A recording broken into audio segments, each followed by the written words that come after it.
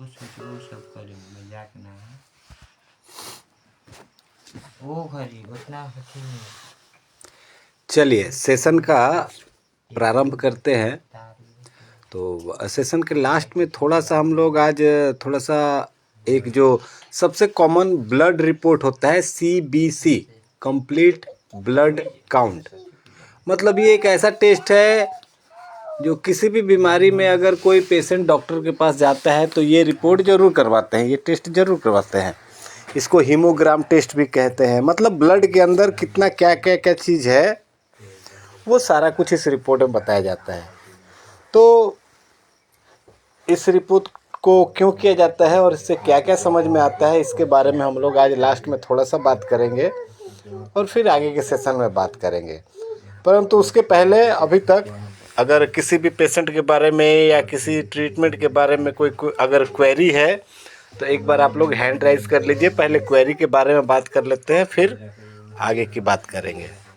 ठीक है।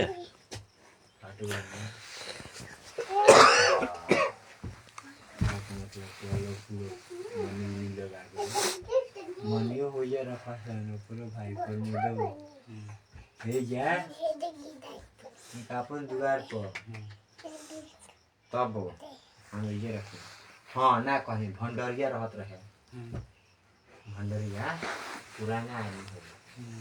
हाँ बनी ना जी रहे ओकरो दुआर पर रखात रहे लेकिन ना रही है प्रमोदा भी बिया ना रखात रहे मन के भी। जी प्रहलाद जी एक बार अनम्यूट हो जाइए आप।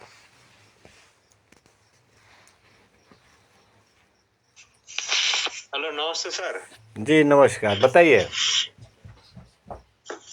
सर मैं गॉल ब्लैडर स्टोन के बारे में थोड़ा जानना चाहता हूँ। 8 mm गॉल ब्लैडर है। अच्छा। एक पेशेंट का 42 ऐसा है। नहीं 42-43 ऐसा। 8 mm का एक ही स्टोन है या एक से ज़्यादा है, मल्टीपल स्टोन्स है?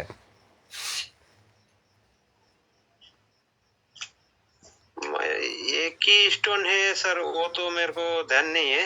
अच्छा। मैं ट्रीटमेंट नहीं कर रहा हूँ।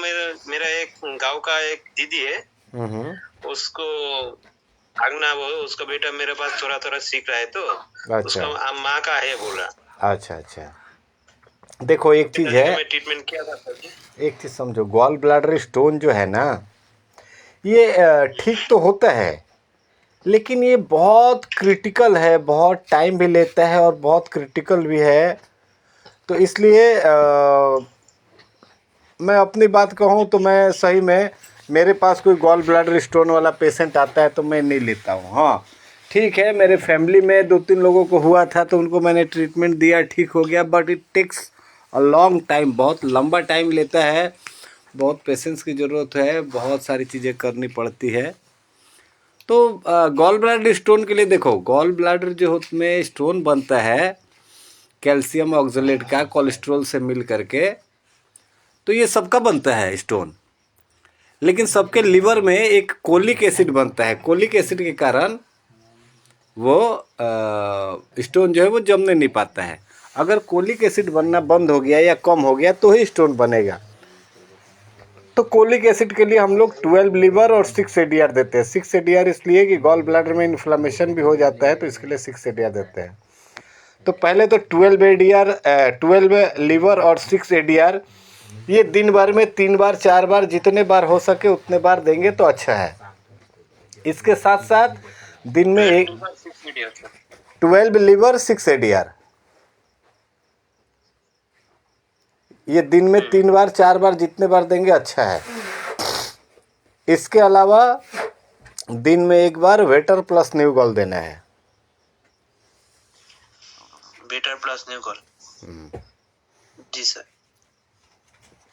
ठीक है। खाने में मतलब बहुत ज़्यादा क्रिस्पी फ्राई, जैसे चिप्स हो गया, फिंगर चिप्स हो गया, फ्रेंच फ्राई हो गया, आलू का भुजिया हो गया, गोभी का फ्राई हो गया, हमारे उधर वेस्ट बंगाल में होता है बेगुन भाजा, उच्छे भाजा, पटल भाजा, मतलब जो भी भाजा वाला चीज़ है, मतलब डायरेक्टली तेल में फ्राई किया गया है, माछ भाजा, जो भी सिर्फ तेल में फ्राई किया गया। देखो फिश को फ्राई करके ग्रेवी बना दिया गया वो अलग बात है, लेकिन सिर्फ फ्राई करके खाना, आलू को फ्राई करके सब्जी बना दिया गया वो अलग बात है, लेकिन सिर्फ फ्राई करके खाना ये अभी उनको अवॉइड करना है।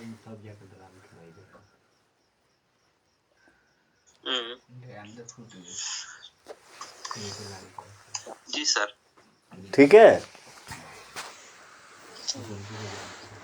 इससे पहले मैं 2 साल पहले गॉल ब्लैडर ट्रीटमेंट किया था, लेकिन कुछ दिन 1 महीने से। अच्छा। रिपोर्ट करने के बाद उसको कोई मतलब जैसे था पहले 1 महीने के बाद वैसे ही था, लेकिन प्रॉब्लम उसको नहीं था, पेट दर्द नहीं था उसे। देखो यही बात है, जब आप ट्रीटमेंट देना शुरू करेंगे ना, देखो पहले जब आप ट्रीटमेंट देना शुरू करेंगे, सुनिए, पहले जब आप ट्रीटमेंट देना शुरू करेंगे तो जो ADR आप दे रहे हैं और वेटर प्लस न्यू गॉल दे रहे हैं, ये सबसे पहले काम करना शुरू करेगा। ADR क्या काम करेगा, अगर इन्फ्लेमेशन है, दर्द होता है बीच बीच में, तो ADR जो है ये दर्द को ठीक करेगा।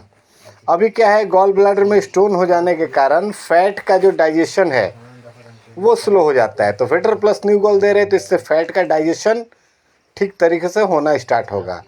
12 लीवर जो है, कोलिक एसिड, ये सबसे लास्ट में काम करता है। 1-1.5 महीना जब आप लगातार ट्रीटमेंट देंगे, 2 महीना, तब जाके 2 महीना में दिखेगा कि थोड़ा सा साइज कम हुआ है। ठीक है, तो इसमें यही मैंने बताया, इसमें बहुत लंबा टाइम लगता है, इसलिए मैं जल्दी गॉल स्टोन के पेशेंट को नहीं लेता हूँ, सिर्फ न्यूरोथेरेपी अगर करना है तो। सर फिर भी सर कितना टाइम लग सकता है? 6 महीना? हाँ, 6 महीना मान के चलो, 8 mm का है ना, तो लगभग 6 महीना। ठीक है,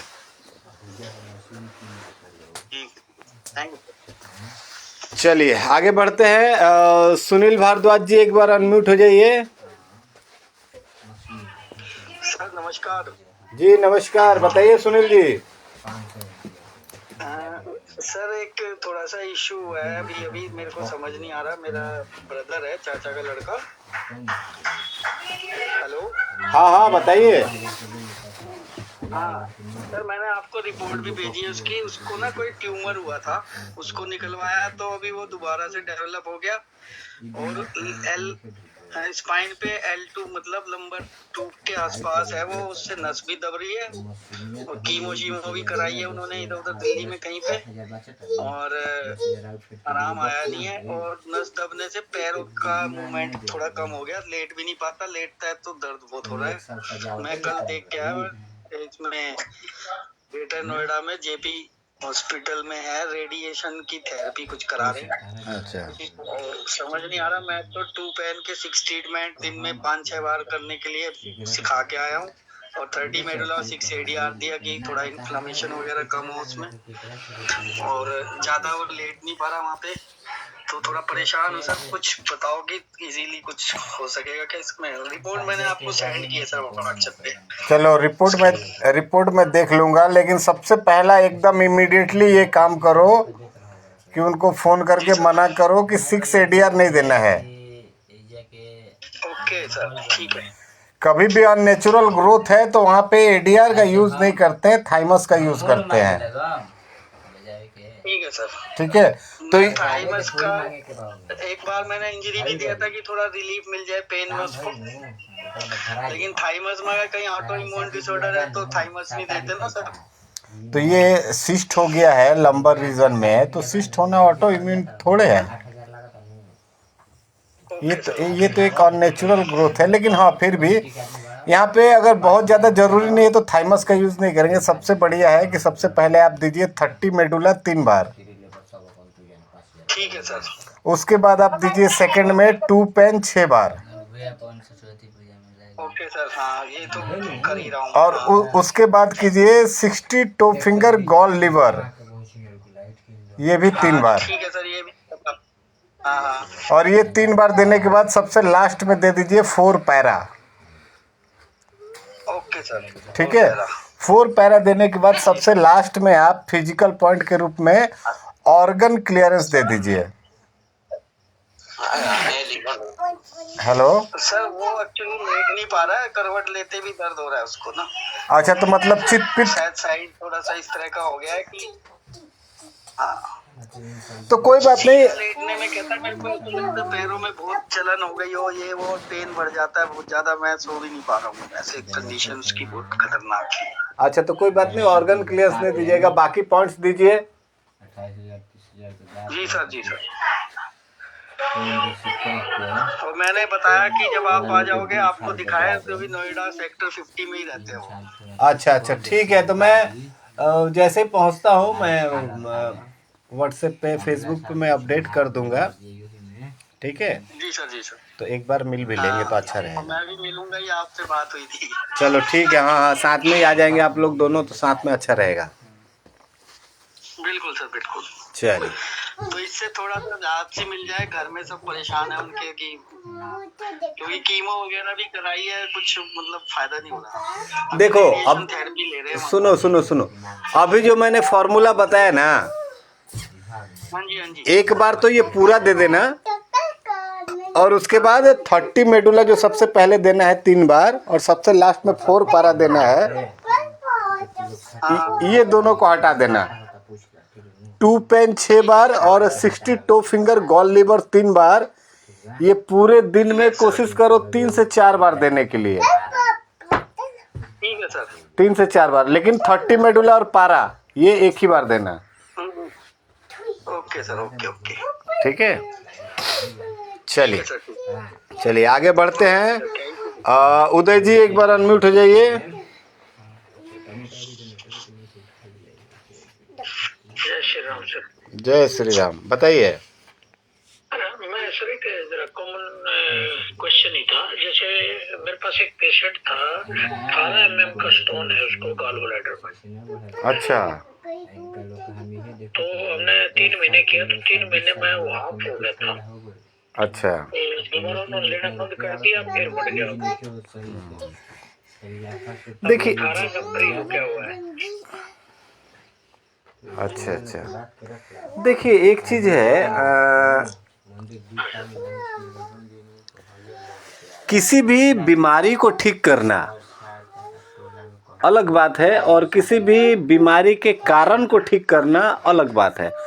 कुछ कुछ चीज़ें आप देखोगे, जैसे कैंसर है, ट्यूमर है, सिस्ट है, स्टोन है, कैटरेक्ट है, मोतियाबिंद है, ये सारी चीज़ें जब भी हम लोग सर्जरी कराते हैं, कीमो कराते हैं, कुछ भी हम लोग मेडिकल ट्रीटमेंट कराते हैं, ठीक हो जाता है, लेकिन कुछ दिनों के बाद फिर से हो जाता है। क्यों? क्योंकि हम उसके रूट कॉज को नहीं ठीक कर रहे हैं, हम उनके सिम्टम्स को ठीक कर रहे हैं।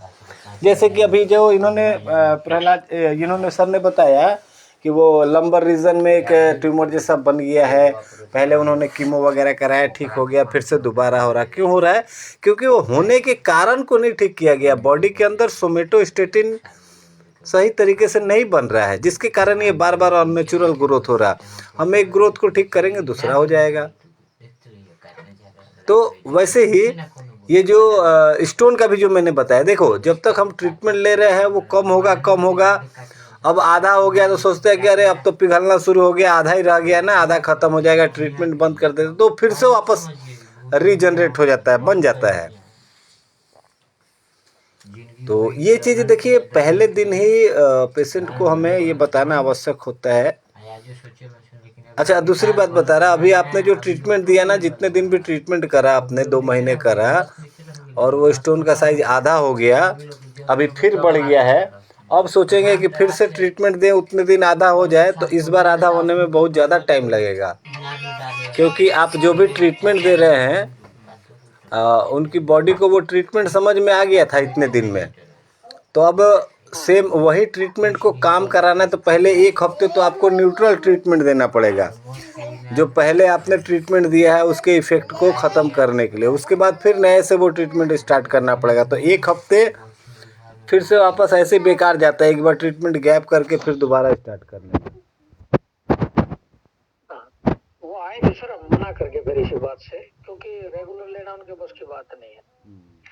मगा भैया भी रहने दो अभी, क्योंकि पेन बहुत ज्यादा हो चुका था। नहीं चलिए ठीक है।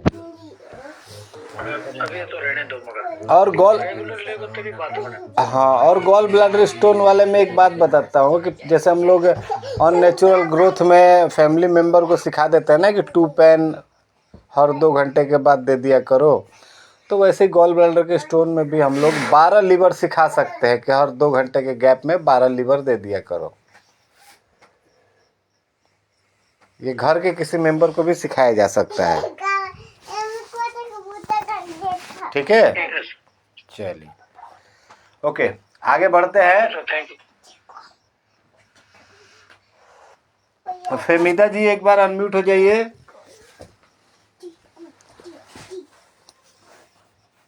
नमस्कार सर। जी नमस्कार फेमिदा मैम, बताइए। हेलो सर, वो जो हमने कल बात की थी सर परसों के दिन, ब्लड में वो लैक्टिक एसिड जो भाई को बढ़ा हुआ है, हाँ हाँ हाँ हाँ। तो सर उनका ट्रीटमेंट मैंने कल से स्टार्ट किया। सर आप एक बार ये जो फार्मूला है वो सुन लीजिए। बताइए। 8 पेन, हाँ 8 पेन, 1 गोल, 1 स्पिनिंग और 3 म्यूकस, 3 एसिड, 4 टेस्ट ओनली और 9 एडीआर एसिड ट्रीटमेंट सर। और अच्छा लैक्टिक एसिड के लिए 6 right ovary, 6 left ovary, 8 pen, 12 liver और 6 एडीआर। ओके, अभी एक काम इसमें आपको ये करना है कि जो ऐसे, हाँ ये फार्मूला बिल्कुल सही है, इसमें एक थोड़ा सा चेंज करना है आपको। जो सबसे पहले आपने एसिड फार्मूला बताया, एसिड फार्मूला के लास्ट में जो आपने बताया 9 एडीआर, 9 एडीआर, वो 9 एडीआर की जगह 6 एडीआर कर दीजिएगा। 6 एडीआर। हाँ जी हाँ जी जी जी सर। चलिए। और सर एक पेशेंट और है मेरी जी सर, मैंने आपको बताया व्हाट्सएप पे पूछा था कि वो वाइट डिस्चार्ज के लिए 6 WD × 3 हाँ आपने व्हाट्सएप पे बताया था मुझे। तो सर उनकी एक प्रॉब्लम और है। उनकी प्रॉब्लम ये है, वो पैर से विकलांग भी हैं और उनका जो पीरियड टाइम है सर वो गड़बड़ हो रहा है, मतलब हर 15 दिन में उनको पीरियड आता है। और एक बेटी उनके पेट में ही शांत हो गई थी, तो वो सीजर के द्वारा निकाली गई थी। उसके बाद उन्हें बच्चे नहीं हुए। ओके 10 साल हो गए हैं शादी को। ओके, ये देखो इनके ब्लड में ना एसिड का लेवल बढ़ा हुआ है, इसीलिए पीरियड्स जल्दी आ जा रहे हैं 15 दिन पे, 20 दिन पे। और ये ब्लड में एसिड ज़्यादा होने के कारण जो यूट्रस है, गर्भाशय है, बच्चेदानी जो है वो ढीला होने के कारण प्रोलैप्स हो गया, इसीलिए कंसीव नहीं हो रहा है, इसीलिए वो गर्भवती नहीं हो रही हैं, क्योंकि यूट्रस जो है वो अपने जगह से नीचे आ गया है, प्रोलैप्स हो गया है, इसके कारण वो गर्भवती नहीं हो पा रही है। या फिर गर्भवती हो भी जाएंगी तो बच्चा डेथ हो जाएगा, या अगर कहीं बच्चा सही सलामत हुआ भी तो वो मानसिक रूप से विकलांग ही रहेगा जब तक ये एसिड का लेवल कम नहीं किया जाएगा। तो ये जो 6 WD आप दे रहे हैं 3 बार, ये देने के बाद आप एसिड ट्रीटमेंट भी दीजिए, जो अभी आपने बताया ना 8 पेन वाला, 8 पेन 1 गॉल 1 स्प्लीन 3 म्यूकस 0 वो वाला 6 एडीआर के साथ ये एसिड ट्रीटमेंट भी उनको दीजिए। ठीक है जी सर।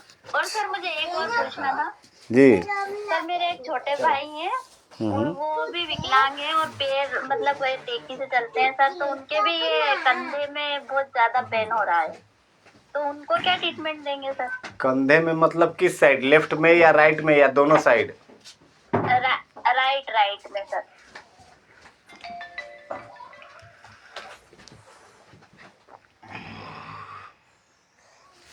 देखो उनको जो ये दर्द हो रहा है ना, ये पोस्चर के कारण मतलब चूँकि अब हैंडीकैप्ड होने के कारण क्या है कि बैठने में, खड़े होने में, चलने में, हर पोजीशन में कुछ ना कुछ गड़बड़ होती है। तो इसके कारण बॉडी के किसी एक खास हिस्से पे बहुत ज़्यादा स्ट्रेस, बहुत ज़्यादा तनाव, खिंचाव आ जाता है।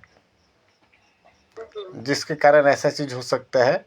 तो उनको अभी शुरुआत में 1 हफ्ते लगातार अनिल शर्मा ट्रीटमेंट दीजिएगा। अनिल शर्मा। जी, 1 हफ्ते लगातार दे दीजिएगा, फिर उसके बाद हर 2 दिन 3 दिन के बाद देते रहिएगा, ठीक रहेगा। जी। और सर जो ये लैक्टिक एसिड वाले जो भाई हैं, इनको सर कितने दिन ट्रीटमेंट करना है? इनको थोड़ा लंबे टाइम आपको करना पड़ेगा, मतलब लगभग 2-3 हफ्ते, 20-21 दिन। जी जी सर। ठीक है। हाँ, मैंने वैसे तो उनको 1 महीने का बोला था, लेकिन मैंने कहा मैं सर से कंफर्म कर लेती हूँ। चलो, बहुत बढ़िया। जी, थैंक यू सर। चलिए आगे बढ़ते हैं। जी प्रमोद जी, एक बार अनम्यूट हो जाइए। सर नमस्कार। नमस्कार जी, नमस्कार, बताइए। सर मैंने आपको ना एक रिपोर्ट आपके व्हाट्सएप पे की है नंबर पे, तो मैं चाहूंगा आप जब भी देख लेंगे तो मॉर्निंग सेशन में बात कर लेंगे सर उसके बारे में। आपने मेरे को सेंड किया है? हाँ सर। कब? सर अभी किया है, आधा घंटा पहले से किया है, 40-45 मिनट पहले किया है। अच्छा, अभी किए हैं तो नहीं देखा होगा मैंने। ठीक है, चलिए मैं देख लेता हूँ, फिर सुबह मॉर्निंग 7 बजे वाले सेशन में बात कर लेंगे, या फिर दिन में आप 9 बजे के बाद हाँ, मेरे सर, को कॉल कर मॉर्निंग में लीजिए। कर लेंगे सर। चलिए ठीक है, थैंक यू सर। चलिए ओके। तो अभी यहाँ पे हम लोग अब सेशन के विषय में, क्वेरीज के विषय में बहुत सारी बातें कर चुके हैं। तो जैसा कि मैंने स्टार्टिंग में ही बताया था कि आज चलते चलते हम लोग थोड़ा सा एक ब्लड टेस्ट के ऊपर बात करेंगे, जिसका नाम है CBC, कंप्लीट ब्लड काउंट। इसको कई जगह हेमोग्राम भी कुछ डॉक्टर लिखते हैं, हेमोग्राम भी सेम ही चीज़ है। CBC, कंप्लीट ब्लड काउंट, नाम से ही पता चल रहा है कंप्लीट ब्लड काउंट, मतलब ब्लड के अंदर जो जो चीज़ होती है, जितने तरह की चीज़ होती है, वो सब कुछ होता है उस रिपोर्ट में, सिर्फ एक चीज़ को छोड़ करके। अभी किस चीज़ को छोड़ा जाता है? तो इस रिपोर्ट को समझने से पहले थोड़ा सा अपने ब्लड के बारे में समझ लेते हैं कि हमारे ब्लड में क्या क्या रहता है। तो इतना तो आप लोग को पता होगा कि देखो, कोई भी चीज़ में, जैसे हम नॉर्मल पानी ही लेते हैं, तो पानी में एक लिक्विड पार्ट है, लेकिन लिक्विड पार्ट के अलावा भी पानी में बहुत सारी सॉलिड चीज़ें भी होती है। वैसे ही ब्लड के अंदर भी 2 पार्ट होते हैं, एक लिक्विड होता है और एक सॉलिड होता है। जो लिक्विड होता है उसको हम लोग प्लाज्मा कहते हैं, प्लाज्मा। और जो सॉलिड होता है उसको साइट कहते हैं, साइट, CYTE, साइट। अब ये मेन 2 कैटेगरी हो गया, साइट और प्लाज्मा। अब प्लाज्मा के अंदर बहुत सारी चीज़ें होती है। प्लाज्मा के अंदर ही मिनरल्स है, प्लाज्मा के अंदर ही विटामिन्स है, प्लाज्मा के अंदर ही हार्मोन्स है, प्लाज्मा के अंदर ही न्यूरोट्रांसमीटर्स है, न्यूरोट्रांसमीटर नहीं, एंजाइम्स है। तो जितने भी केमिकल्स है बॉडी के अंदर, वो अधिकतर प्लाज्मा के अंदर होते हैं। तो प्लाज्मा के अंदर जो भी केमिकल्स है, जो भी विटामिन्स है, जो भी मिनरल्स है, वो CBC में नहीं दिखेगा, उसका अलग टेस्ट होता है। अब प्लाज्मा के अंदर कैल्शियम है, तो कैल्शियम के लिए आपको अलग सा टेस्ट कराना पड़ेगा, CBC में नहीं मिलेगा। प्लाज्मा के अंदर विटामिन B12 है, वो आपको CBC में नहीं मिलेगा, उसको अलग से कराना पड़ेगा। प्लाज्मा के अंदर ही विटामिन D3 है, प्लाज्मा के अंदर ही सोडियम है, प्लाज्मा के अंदर ही अल्कलाइन फॉस्फेट है, प्लाज्मा के अंदर ही प्रोटीन है, अमीनो एसिड है, ग्लूकोज है, फैटी एसिड है। लेकिन ये सब CBC में आपको नहीं मिलेगा, कंप्लीट ब्लड काउंट में नहीं मिलेगा। मतलब प्लाज्मा वाला जितना भी पार्ट है, ये आपको CBC में नहीं मिलेगा। तो CBC में क्या मिलेगा? जो साइट वाला हिस्सा है, मतलब जो सॉलिड हिस्सा है, खून के अंदर जो सॉलिड हिस्सा है उसको साइट कहते हैं। तो अभी बात करेंगे खून के अंदर सॉलिड क्या है भाई। तो खून के अंदर 3 सॉलिड चीज़ें हैं, जिसको हम अगर वो क्या बोलते हैं, फिल्टर पेपर से अगर फिल्टर करें, छाने उसको, तो उसमें 3 चीज़ें जो है, प्लाज्मा तो नीचे निकल जाएगा लेकिन 3 चीज़ें उस फिल्टर पेपर में रुक जाएगी। वो 3 चीज़ें क्या क्या है? पहला RBC, रेड ब्लड सेल। इसको हम लोग तो माने पढ़ाई की भाषा में RBC कहते हैं, लेकिन हेल्थ और मेडिकल टर्म में अगर बात करें तो इसको इरिथ्रोसाइट कहते हैं। इरिथ्रोसाइट, मैंने कहा था ना साइट, तो जितने भी सॉलिड चीज़ें हैं उसके नाम के लास्ट में साइट आएगा। इरिथ्रो मतलब रेड, ये लैटिन वर्ड है। इरिथ्रो का मतलब होता है रेड, तो इरिथ्रोसाइट मतलब लाल रंग का सॉलिड पदार्थ। उसके बाद दूसरा आता है WBC, व्हाइट ब्लड सेल। इसको हम लोग हेल्थ के लैंग्वेज में कहते हैं ल्यूकोसाइट। ल्यूको का मतलब होता है इम्यूनिटी। तो इम्यूनिटी से जुड़े हुए जो भी कार्य करते हैं उनको हम लोग ल्यूकोसाइट कहते हैं या WBC कहते हैं। तो इरेथ्रोसाइट हो गया रेड वाला और ल्यूको हो गया व्हाइट वाला। तीसरा होता है प्लेटलेट्स। अब प्लेटलेट्स का काम क्या है? ये ब्लड को क्लॉट कराने का काम करता है। तो क्लॉटिंग जो है ये इंग्लिश वर्ड है, इसका जर्मन वर्ड होता है थ्रम्बोसिस मतलब जमना, तो इसलिए इसको थ्रोम्बोसाइट कहते हैं। तो ब्लड में सॉलिड पार्टिकल्स कितने हैं? इरेथ्रोसाइट, ल्यूकोसाइट और थ्रोम्बोसाइट। यही तीनों का मिला करके CBC होता है, कंप्लीट ब्लड काउंट। इसमें सबसे पहले इरेथ्रोसाइट के बारे में दिया रहता है। इरेथ्रोसाइट के बारे में क्या दिया रहता है? सबसे पहले दिया रहता है उसमें हीमोग्लोबिन कितना है। आप लोगों को पता होगा लगभग 12 से 16 के बीच में होना चाहिए। महिलाओं का 12 से 14, पुरुषों का 13 से 16 के बीच में। तो पहला होता है हीमोग्लोबिन। उसके बाद आता है RBC। अब RBC में अलग अलग आता है, total RBC, direct RBC, indirect RBC, ऐसा आता है। उसके बाद RBC का ही अलग अलग काउंटिंग आता है, MCH आता है, MC भी आता है, PCH भी आता है, अलग अलग देखा होगा आपने, ऐसा रहता है। हर एक का अलग अलग फंक्शन है, हर एक अलग अलग चीज़ बताता है।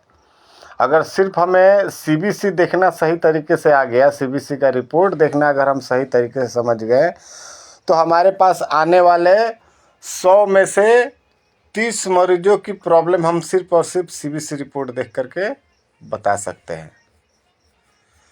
तो पहला इरेथ्रोसाइट वाला मैंने बताया रफली अभी कि क्या क्या होता है उसमें। हीमोग्लोबिन होता है, RBC होता है, RBC के अलग अलग प्रकार होते हैं। तो ये हो गया इरेथ्रोसाइट। सेकेंड जो उसका पार्ट होता है वो होता है ल्यूकोसाइट का, मतलब WBC वाला। उसमें रहेगा टोटल WBC काउंट 11,500 से 14,000 के बीच में होना चाहिए। फिर अब WBC में अलग अलग है, इस्नोफिल, बेसोफिल, मोनोफिल, ऐसा। तो सबका अलग अलग। अब WBC के अंदर अलग अलग जितने भी हैं लिम्फोसाइट्स और क्या क्या है, इन सब का अलग अलग काउंटिंग रहता है। अब इनका भी अलग अलग मतलब है कि इस्नोफिल बढ़ गया तो क्या होगा, बेसोफिल बढ़ गया तो क्या होगा, सबका अलग अलग इफेक्ट होता है। तो ये हो गया ल्यूकोसाइट्स, इरेथ्रोसाइट्स और ल्यूकोसाइट्स। तीसरा है थ्रोम्बोसाइट्स। इसमें ज़्यादा कुछ नहीं रहता है, टोटल प्लेटलेट काउंट होता है। जैसे डेंगू वगैरह में होता है ना, प्लेटलेट का काउंट कम होने लगता है, 1.5 लाख से नीचे आ गया तो भाई मुश्किल है। तो CBC में ये 3 तरह की चीज़ें होती जो रफली मैंने बताया। इरेथ्रोसाइट मतलब लाल वाला सॉलिड चीज़, ल्यूकोसाइट मतलब वाइट वाला सॉलिड चीज़, और थ्रोम्बोसाइट मतलब प्लेटलेट्स वाला सॉलिड पार्ट।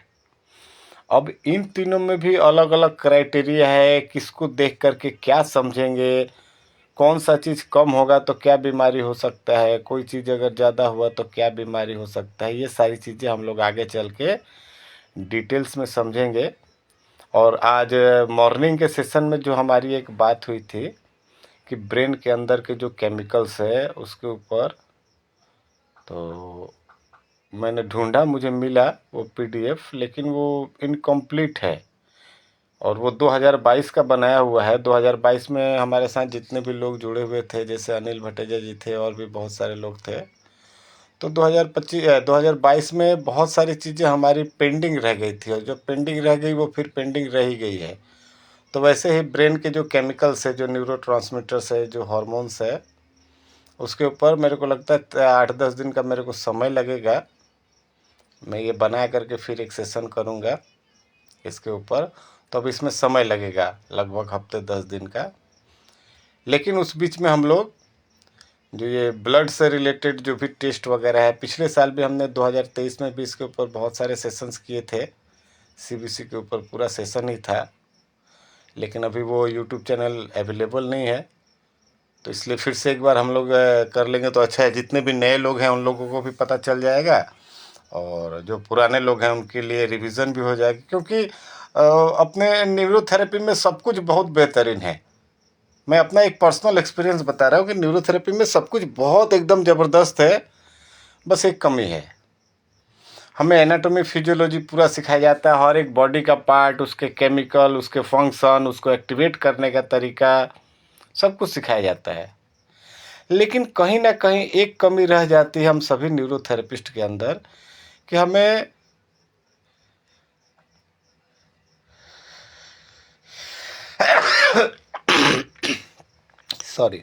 हमें अलग अलग तरह की रिपोर्ट्स देखना नहीं सिखाया जाता है।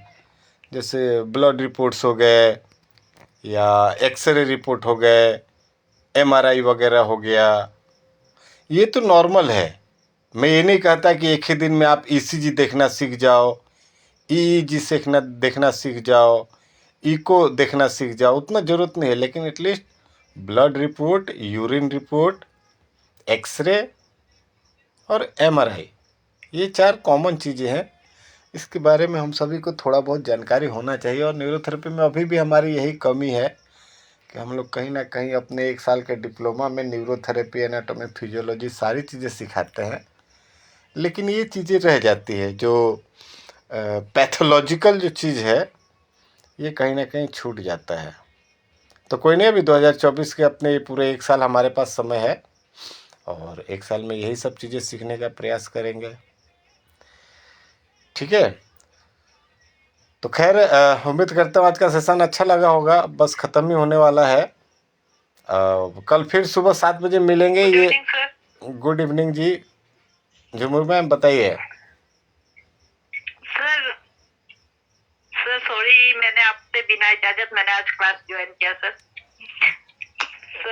मैं आपसे इसके मतलब बहुत दिन से बात नहीं हो पा रही थी, लेकिन मेरे को ना एक वो चाहिए था कि बेंगलोर में कोई न्यूरोथेरेपिस्ट है क्या सर? मेरी कोई जान पहचान वाले हैं, उनकी सिस्टर को मैं यहाँ पे थेरापी देती हूँ। वो मैंने आपसे 2 हफ्ते पहले पूछा था, वो लंबर स्पॉन्डिलोसिस जिनका बहुत पुराना था, तो उनको काफी रिलीफ मिला है।